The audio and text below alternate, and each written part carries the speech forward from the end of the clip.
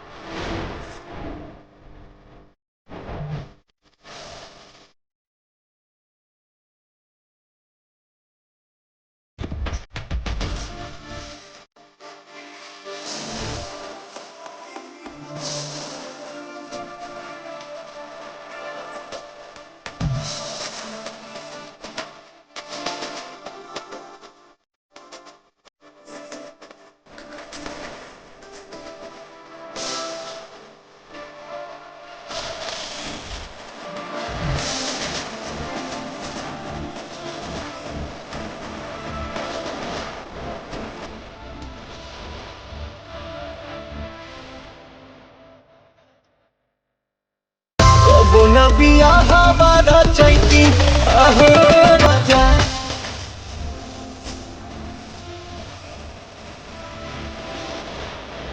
सुख दुख के सुई धागा, सुख दुख के सुई धागा, अरे लेके ये में सियल बहुत कठिन बा जिंदगिया के जियल, बहुत कठिन बा जिंदगिया के जियल। तो दोस्तों इस जिंदगी को जीना सचमुच ही बहुत मुश्किल है भैया। कैसे कि भैया कुल कलयुग है, कलयुग। यहाँ लोग मतलब से लोग एक इंसान से मतलब रखेला है भैया। तो भैया ही कलयुग है साचो।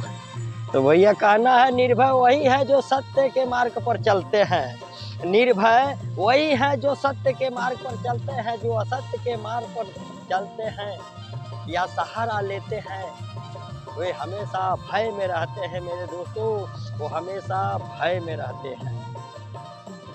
क्योंकि दोस्तों ये संसार नियम से चलता है, ये संसार नियम के आधार पर चलता है भैया। सर्दियों में सूरज का इंतजार जो लोग करते हैं, सर्दियों में जिस सूरज का लोग इंतजार करते हैं उसी सूरज को गर्मियों में तिरस्कार किया जाता है, उसी गर्मी में तिरस्कार किया जाता है मेरे भाई।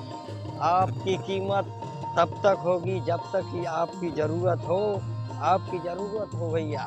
सबसे महत्वपूर्ण बात है दोस्तों, सबसे महत्वपूर्ण बात है मेरे दोस्तों, शरीर को चंगा रखो, दिमाग को ठंडा रखो, जेब में गरम रखो, यानी जेब को गरम रखो, आँखों को नरम रखो, जुबान को नरम रखो, दिल में रहम रखो, क्रोध पर लगाम रखो, व्यवहार में साफ रखो, होठों पर मुस्कान रखो।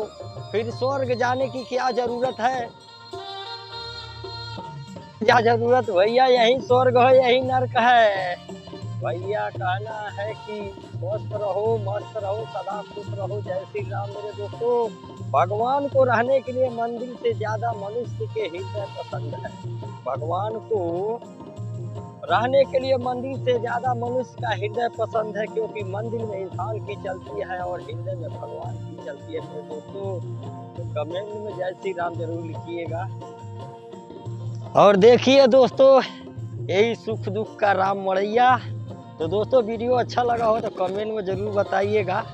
अभी थोड़ा चश्मा लगा लिया है, कहें कि देखा कैसा लगता है, आप लोग को कैसा लग रहा है कमेंट में ज़रूर बताइएगा। और देख सकते हैं घर है मेरा, और भोलेनाथ जी का मंदिर है इधर, तो देख सकते हैं भैया। तो दोस्तों तो वीडियो थोड़ा सा भी अच्छा लगा तो भैया कमेंट में ज़रूर बताइएगा। हर हर महादेव। और देखिए भोलेनाथ जी हैं, तो चश्मों कैसा लगा तो भैया लोग थोड़ा बताइएगा आप लोग। देखिए कितना प्यारा घर है, और यही राम मड़ैया है डिजिटल इंडिया की।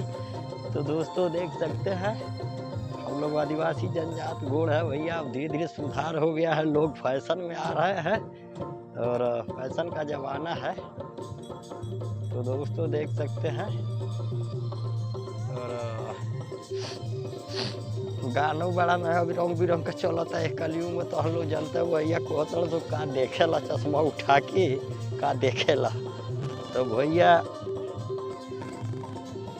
कमेंट में जय श्री राम जरूर बताइएगा। बहुत मेहनत करते हैं भैया, गरीब का सपोर्ट कीजिए भैया। ना कोई वीडियो बनाने वाला है, अकेले ही बनाता हूँ, अकेले ही बोलता हूँ अपने याद से दोस्तों। तो आप लोग का सहयोग रहेगा तो 2-4 लोग जरूर साथ में रहेंगे। जय हिंद दोस्तों, भारत माता की जय। बाय दोस्तों, नमस्कार।